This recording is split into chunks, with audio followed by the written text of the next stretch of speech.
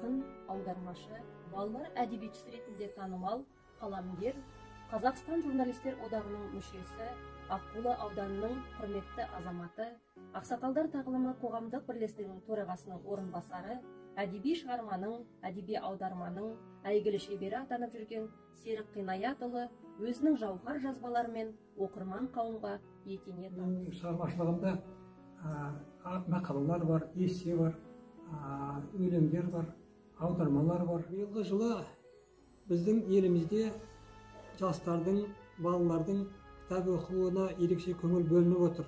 Мәдениет және спорт министрлігі биылғы жылды балалардың кітап оқу жылы деп жариялады. Осыған байланысты бүкіл республикамызда балалардың кітап оқуына көңіл бөліп, ерекше көңіл бөліп, көптеген нақты шаралар жүзеге асырып жатыр. Соның бірі біздің осы облысымыздағы орталығындағы арнайы көзі нашар көретін адамдарға арналған кітапхана қызметкерлері де осы бағытта елеулі түрде жұмыстар атқарып жатыр. Сонымен бірге мынау Қоңыр үңгір хикаясы кітабы балаларға арналған кітап. Бұнда бірінші бөлімінде балаларға арналған мысал өлеңдер берілді, ал екінші бөлімінде аудармалар берілді. Бұл аудармаларда жаңағы біздің президентіміз айтқандай әлемнің әйгілі жазушылары Уильям Шекспир, Сергей Михалков, сосын Джек Лондон сияқты жазушылардың балаларға арналған әңгімелері менің аудармамен осы кітапқа енгізілді. Сонымен бірге әлем халықтарының таңдаулы ертегілері іріктеп қазақ тіліне менің аудармамен осы кітапқа кіргізілді. Атап айтқанда корей, ағылшын, швед, көне грек, Қытай, парсы, жапон, норвег халықтарының ертегілері осы кітаптың ішінде екінші бөлімінде беріліп отыр.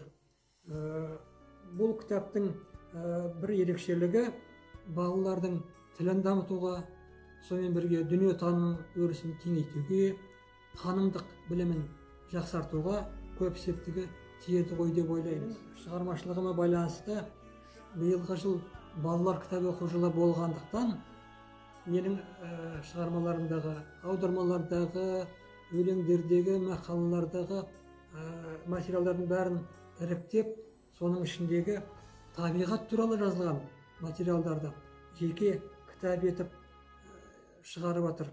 Олар мынау Braille жазбасында табиғат тіршілік тірегі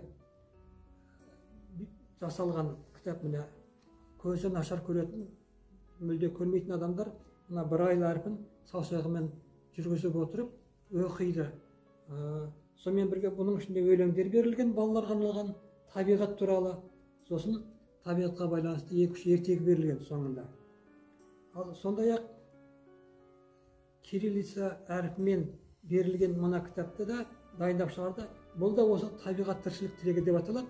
Бұның арадан айырмашылығы, бұл кәдімгі кирилл харпімен берілген, көзбен оқу үшін арналған.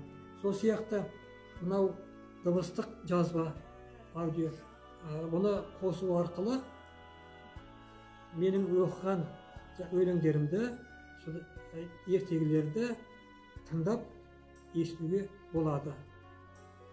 Сонымен бірге кітапханада мына сияқты арнайы құрал дайындалды. Мына сияқты арнайы құрал дайындалды. Бұл, мысалы, бір бетін алып қарайтын болсақ, мына жерде ағаштың бедерлі бейнесі жасалған. Мына жерде шөп, міне. Мына жерде күннің бейнесі, бұлттың бейнесі. Бұл жаңағы көзі нашар көретін балалардың қолымен сипалап отырып, осылардың бәрін ажыратады. Яғни табиғатты көреді бұл жерде.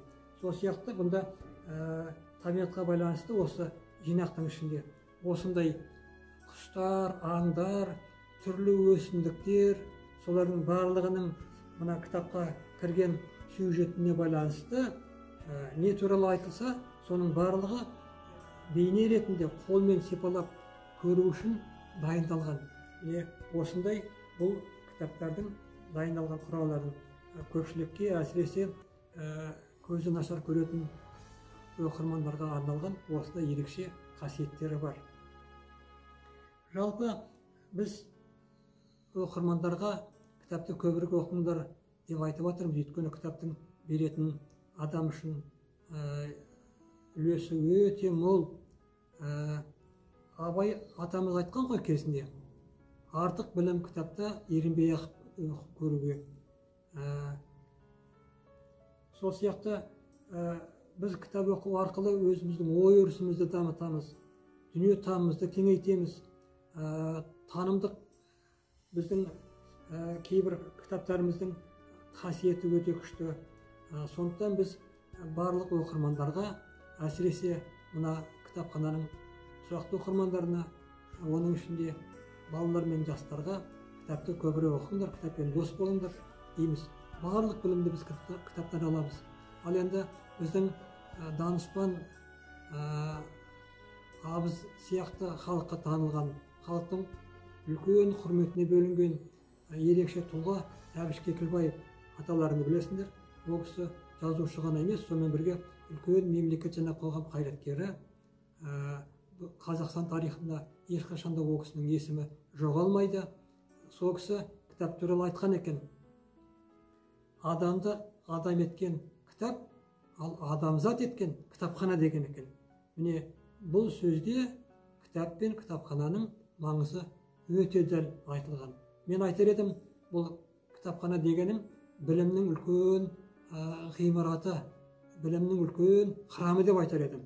Өйткені кітапханаға келсек, біз өзімізге керекті қандай тақырыпқа кітап керек, қандай тақырыпқа газет керек, қандай тақырыпқа мақала керек.